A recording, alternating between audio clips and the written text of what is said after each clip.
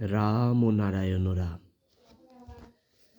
বিশ্বপিতা জন্মসিদ্ধ ঠাকুর শ্রী শ্রী বালক ব্রহ্মচারী মহারাজের শ্রীচরণতলে অসীম প্রণাম জানিয়ে আজ আবার বেদসূত্রসারের তত্ত্ব নিয়ে আলোচনা করছি।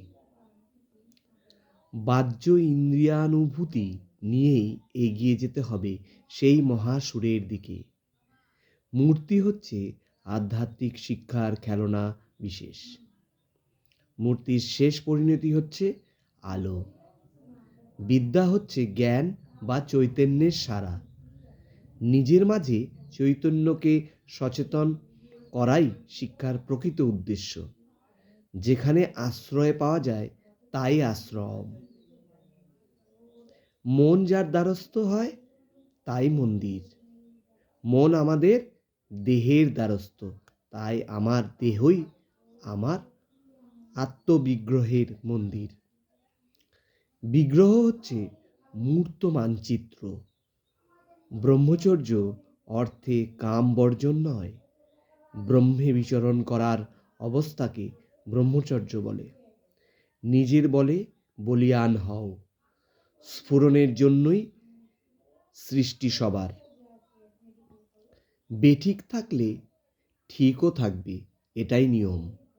সৎভাবে জীবনযাপন করাই হচ্ছে সন্ন্যাস। সহজ সরল সুন্দর ও স্বাভাবিকভাবে চলাই হচ্ছে সৎভাবে চলা। মীমাংসাই তোমার নীতি।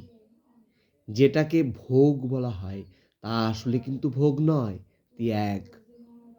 বৃত্তির নিবৃত্তিতে যে যোগাযোগ তাতেই জীবের সৃষ্টি।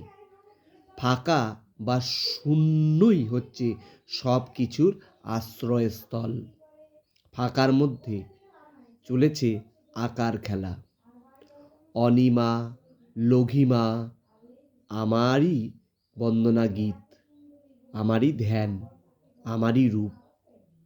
আমার আমিত্ব সত্তা সর্বাবস্থায় বিদ্যমান। বিশ্ববিরাটের যে চৈতন্য শক্তি তারই অভিব্যক্তি হচ্ছে সূর্য। রাম ও নারায়ণ রাম।